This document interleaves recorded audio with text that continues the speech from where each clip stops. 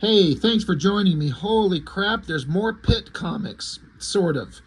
Not too long ago, I reviewed the last issue of the regular run of Dale Keown's Pitt. And, it was it was kind of unfortunate because I was enjoying the book and revisiting it for, the channel, going through all the issues. Um, it's just pretty spectacular how good Dale Keown is on that book and on that character. Not everything was perfect, and you can really tell when he was really invested. And it's just one of those instances where you've got an artist working on a creation that you can just tell he's passionate about, and the passion and the energy shows in the art on the page. At least that's how I see it. That's what it looks like to me. Again, there were some places here, there some issues that weren't quite as exciting as others, but overall, I felt like Dale Keown was really killing it. Had a really sporadic release schedule and was spread out over all kinds of several years for only, I forget how many issues, like 18 or something like that, 19. And then he just stopped publishing it. Book was just done. It was over, gone. And if there was ever a statement made from him as to why he stopped making it, I don't recall ever seeing it. I don't know. And then sometime later, this book here, right in front of us, which I just checked, but I'm going to double check, 2009, says it's the first Pitt comic in a decade. So 10 years after Dale Keown got done drawing his own series, for some reason, some way, somehow, there's a crossover with the Darkness and Pitt. And those aren't two characters that I would naturally see as like, these two characters should cross over. I mean, in a way, I kind of feel like Darkness should cross over with Spawn. I mean, doesn't that seem like a more interesting natural fit in a way? I'm not complaining about this. I mean, it seemed like when Pitt was being published, everybody wanted a piece of it. Everyone wanted to, like, hey, wouldn't it be awesome to have Dale Keown's Pitt show up? Because he's such a visually exciting character, giant monster, all teeth and hair and chains and muscles and claws and chains. Who wouldn't want that character around? So however this scenario, come up, I wonder if maybe Dale Keown needed a job, needed a payday. Who knows? And how did they talk him into letting his character Pitt be used again? I'm curious to how those conversations went down. Maybe it was an easy sell at the time. Maybe he was like, sure, fuck it, why not? Let's do it. It just kind of occurred to me. I kind of forgot. If you recall, way back in, was it 93, when the original Cyberforce comic came out, it was issue 2 or 3, maybe 3, where Pitt showed up and interacted with the Cyberforce character. So there's obviously a kind of existing relationship with Silvestri and Keown, clearly. And I don't know, it'd just be interesting to know how this came about. And crossing over, the Darkness, I was about to say it's the kind of premier character of Top Cow. That's not right. That would be Witchblade, honestly. Kind of the 3 biggest pillars of Top Cow, Witchblade, Darkness, and Cyberforce, really. But, I don't see Witchblade crossing over with Pitt exactly working. I mean, anything could work, right? When you think about it, any concept could work if you have a writer with an idea. But all that aside, we got Paul Jenkins writing with Dale Keown on art with the crossover of Darkness and Pitt. Cover looks pretty good, I will say that, like I was saying, with the original Pitt series, especially at the beginning, there was some kind of rawness to Dale Keown's work that did not exist on the Hulk work that he'd done previously, that just like defined the best version of Keown drawing this character. And it kind of showed up periodically back and forth. I kind of feel like some of that is missing in this book. And I can't exactly define what it is. Because Keown's doing all the art and it looks good. Like, I don't feel like he's missing a step or he's lost anything. But at the same time, I kind of feel like he's lost something. I can't really explain. We'll get into it, and you can kind of judge for yourself if you haven't seen this. One of the things that I did notice on this, I was flipping through it, and I didn't pay attention to the creators because I'm like, I saw the writer, I know who the artist is, whatever, I keep going. And I start looking at the art as I'm flipping through it, and I'm like, this coloring, the color palette, I know this. I've seen this before. And I had to think about it. So I come back and look. Frank Darmata. I hope I'm saying that last name correctly. D''Armata. And I'm like, I'm pretty sure this is the guy that was coloring David Finch on whether it was Avengers Disassembled or the New Avengers. Whenever Finch was drawing that Avengers book, I seem to remember, my memory is that was the first time I kind of remember experiencing this guy's coloring. And it stands out for some reason in some way. And I'm not saying that as a negative. I really liked it on Finch's work. And I can't exactly tell you why, but something about it in this book isn't working for me. And it's mostly when we get to when PITT shows up, it looks a little bit too clean, too shiny, almost maybe too plasticky, if that makes sense. And that kind of coloring style can work. I'll let you be the judge. Obviously, you can kind of think what you like about it one way or the other. So it's kind of hard because I like his coloring, and I don't feel like there's anything wrong, but I also don't feel like it works exactly right, especially in a monster story. I feel like it kind of like for lack of a better term, like a old grainy movie is what would work best in a horror comic with like PITT ripping apart zombie creatures. Like some kind of grain and roughness to it. A really clean, slick, polished look doesn't quite work for me as good as it should. Another thing I was a little bit kind of confused at or wondering about, if you were reading the PITT comic or watching my videos on it, the PITT character and the whole concept, it ended on a cliffhanger, and it was way far away from where it kind of started out. But when people think of PITT, they kind of go back to the original first couple issues of story where PITT's a big monster and he's running around with the little 10-year-old kid, Timmy. But by the end of the series, Timmy was grown up into a teenager, had kind of become a psychotic, murderous monster of a teenage kid. He was blowing cars up, and he had his head cut off by a naked werewolf woman. But then his severed head floated in the air, and whatever the fuck was going on. I don't know if there's an explanation, but it's like they've just forgotten all of that happened. All of that, they've forgotten it existed. And it just has PITT as a description here. It says, PITT is a human-alien hybrid created by the extraterrestrial race known as the Creed. PITT was genetically engineered to serve as a killing machine, but rebelled and escaped to Earth along with Timmy, his genetic half-brother. The pair must stay one step ahead of the Creed while trying to find their place in our world. So it's like they just forgot and ignored and erased all the story that was going on in the original PITT comic. And honestly, I get it. When you just distill it down to like the version of the character that you want, if the original stories took the character off into weird fucking directions that went nowhere and were never resolved, how do you have the character show up and attach to those storylines? You just forget it and then just have the kind of iconic version. There's PITT, and he's got the kid with him. He's not on the cover, the kid isn't, but you'll see. So it was kind of an interesting, like, is there a reason, or do we care? I kind of think we don't care. Of course, I think everyone knows the basic premise of Jackie Estacado, the darkness, mob guy. He's got these powers. It's a genetic inheritance. In darkness, he can manifest, honestly, literally anything his mind can think of. It's the power of creation, but it's always used for darkness, evil. You know, he has little monsters that he can create, but he can create life, he can create people, he can create weapons. He's immortal. No one can kill him. No one can hurt him. So he's a pretty tough son of a bitch, but it is a power set with a significant crutch. In any kind of light, even artificial light, it seems, it doesn't work. So it can only exist in darkness, hence the name, but it'd seem like that would be harder to manifest as a usable thing for very long. Anyway, Jackie Estacado, he's at a restaurant, he's eating, and his freaking fork gets shot out of his hand. And then there's just suddenly there's a fucking shootout in the middle of the restaurant. Pow, pow, pow.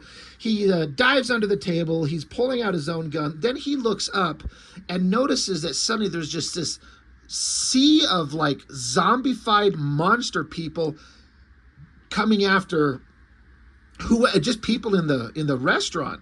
It doesn't tell you anything, and I like that. We don't need to have everything explained to us immediately.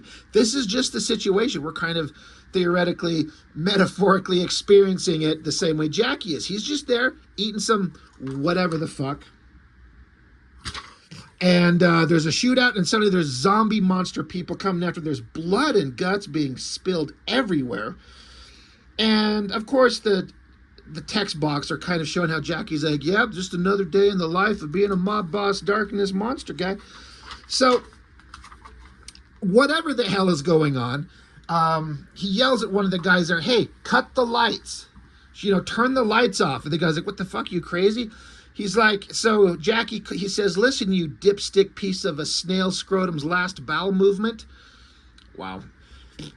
Get rid of the lights. And then while that's happening, zombie monster guy tackles the dude. So the creatures are coming after him. They're being surrounded and swarmed. So Estacado goes around the corner and finds a little crawl space underneath the stairwell here. So he dives inside of it, and getting out of the light source, he's able to manifest the darkness powers to create some, it kind of looks like xenomorph from like the Alien movie series, this gross organic material, whatever the fuck, to plug the hole. So nothing can get in, and he's safe. And I wonder, how does this jive with the darkness? How can his powers work when there's light on it, but he has to be in the darkness to make it manifest? I'm probably overthinking it. But, and in the dark, in this little crawl space he's at, he's got the little goblin creatures, that he can manifest and he always interacts with. And outside, one of these zombie creatures puts its hands through this protective wall that he's got up, almost to get him, but then his own little darkness creatures just bite the hand off. And, it goes recoiling and running away. And after a minute, Jackie comes out. He's like, what the hell was all that? And then you just see all these bodies lying around. Dead people. And he's like, holy shit, what is this? So, again, the art looks good, but there's a slickness and a cleanness to it that is kind of coming from the coloring in a way that I don't know how else to describe it, except sometimes it kind of feels plasticky. I don't know. And I don't like saying it as a negative, but it is kind of a negative. It's just not working the best way with Keown's artwork, based on versions of his work that I've seen that I like the way it looks a little better. And it says that Keown does pencils and inks, but he was flirting with extensively at the end of his PITT run with just going from pencils and straight to colors from that. I can't tell for sure, because the colorist has got his digital coloring hand all over the art in a way that I can't honestly discern if this is inked or just slick, clean pencils with the values and levels adjusted to make it darker and then just going straight to color. I kind of want to say it's just pencil. There's some lines here that kind of look pencil-y. I don't know. Maybe it says out there somewhere. But, when you draw as clean and slick as Keown does, I guess it doesn't matter. But I like it better when he's inking or getting inked, and I like it best when Keown inks himself. So anyway, now after all of that, the cops show up. They're interviewing Jackie, and of course they're like, we know you're into a bunch of weird shit, but we can't prove it. So storytelling, building up, what the hell's going on. Again, this all looks good, but it's just something. It's just not as exciting as the stuff I've seen him do before. I feel like it's kind of the colorist here. But I like his coloring. It's such a weird thing. Anyway, now we cut to, here's PITT and the kid. Again, this is not where we left them off in the original books. Like I said, Timmy was grown up because PITT disappeared in like a time void jump. And so the kid had to grow up for 7-8 years without him. And the kid kind of lost his mind, and he developed powers, and he was a little punk. Now he's just a kid again. So again, maybe they just sidestepped all of that and just moved on. And so here we go. Dale Keown drawing PITT for the first time, according to the front cover, for the first time in 10 years. So they're walking around. They've got some device that's like guiding him to somewhere. They're like, oh shit, hey, there's something that we're detecting around the corner here. Look at this. Holy crap. What is this? Now that's a pretty impressive double page spread of creepy zombie monsters. This is where things are looking pretty good. You can see the absolute beautiful drawing skills that Keown's got. He knows organic stuff really well. Muscle structure, rotting faces, teeth, blood, guts, like everything on this looks great. And for this horror scene at night, I know I've been kind of going kind of hard on the colorist. Again, saying that I really like his work, but for some reason it's not working on Keown's stuff here to best effect, in my opinion. But this looks pretty fucking good, right? I mean, that's pretty spectacular.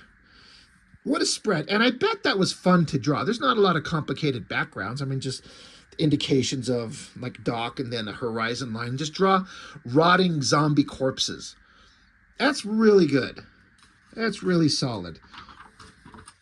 But PITT sees this, PITT and the kid, and if you remember, the kid, he's got some kind of like superpowers because he's got some alien in him too. But so here's our first big badass shot of PITT himself. And it's far from the coolest drawing of PITT that Keown's ever done, but it's still pretty damn good. But that coloring, I don't think it works on this character. It looks too, like, almost plasticky, right? A little bit too shiny. PITT needs to have like a grainy look to him. Like he's been rendered with body hair before. I don't know. It looks good, but I don't love it. But anyway, monsters. I guess PITT just tackles the pile of monsters. The kid with his alien superpower starts exploding the heads off zombie creatures. So that's awesome. And so now we get some awesome violence. This is a thing that I've seen done in comics I'm not a huge fan of, but to give the kind of indication of speed and movement, they'll blur part of the image like you're seeing something cinematically in a movie where something's moving so fast it's just a blur. And I don't like that in comics. I think it works very rarely, if at all. Not a fan.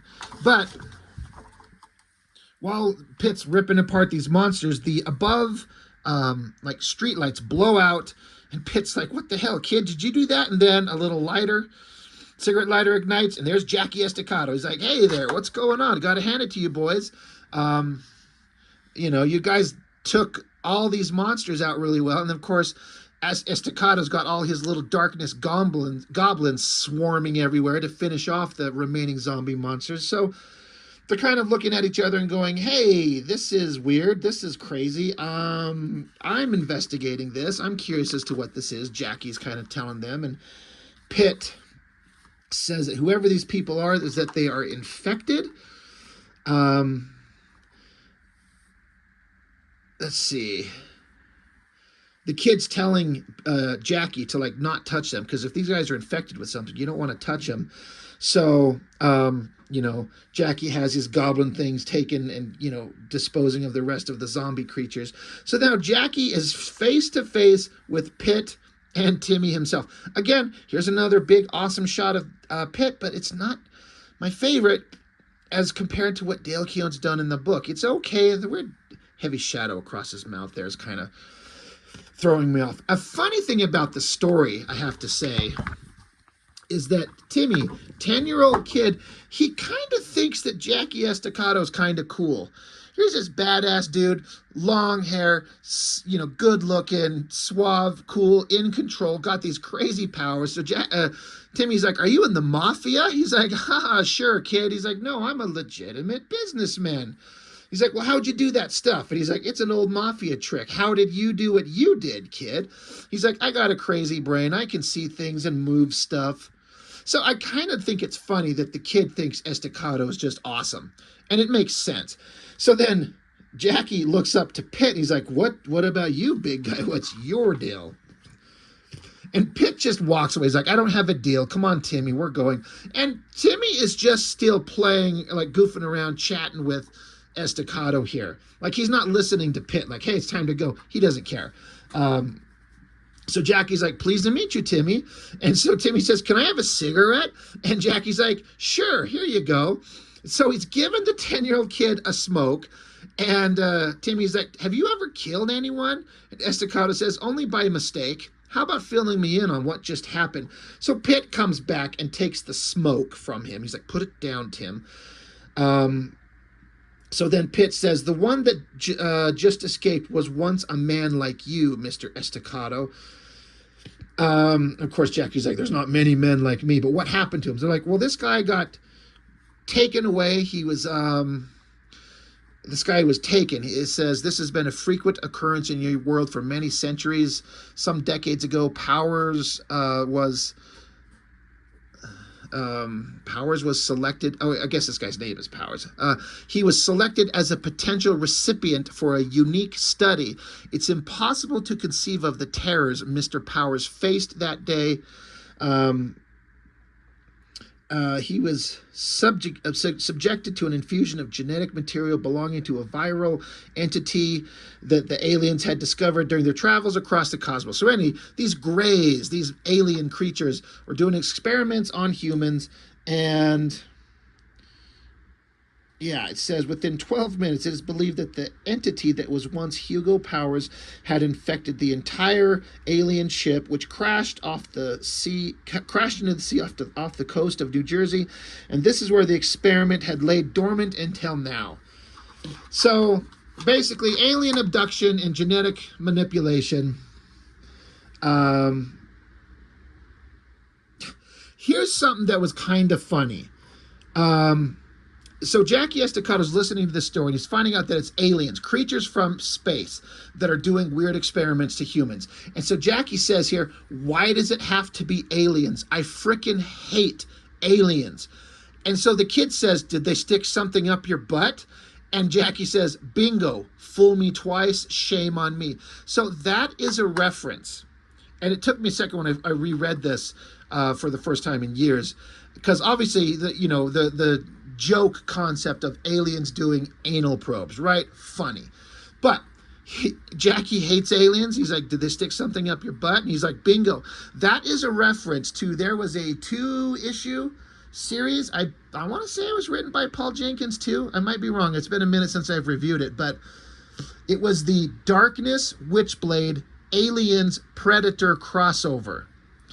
And in that book, the Predators, like the alien hunter monsters from the Schwarzenegger movie, they captured Jackie, discovered how they could keep his powers at bay by keeping a light cast on him, and the alien, or the Predators, did give Jackie a frickin' anal probe. They stuck something up his ass in the comic, and it was played for laughs. It was kind of silly. It was kind of stupid, but it was kind of funny at the same time. So this is a reference to that. He's actually been anal probed by aliens, and he doesn't want to go through that again. So like, anyway, hey kid, we gotta straighten things out before we figure out what the hell's going on. You guys need a place to lay low for a while? PITT says no. And Timmy's like, sure, do you got any video games? And Jackie's like, have I got video games? I got video game development kits, Tim. Fell off the back of a video game developer that owes me some money. And Timmy's like, awesome. So again, Timmy just thinks Jackie's just the coolest in the world. And PITT is just like, motherfucker. He's just got to go along with it. So there's some character dynamics that I was kind of not expecting that I actually think are kind of fun. The kid thinking the Darkness character is just so cool.